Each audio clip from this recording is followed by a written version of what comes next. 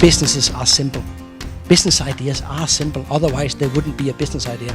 It's us, me, you, that makes things complex, right?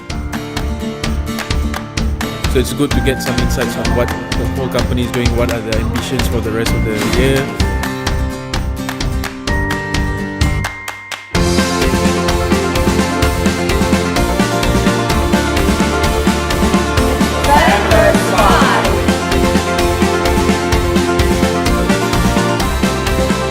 The message is quite concise and really highlight on the most important part. For me to understand what are our goals and the potential that I can contribute to IKEA business.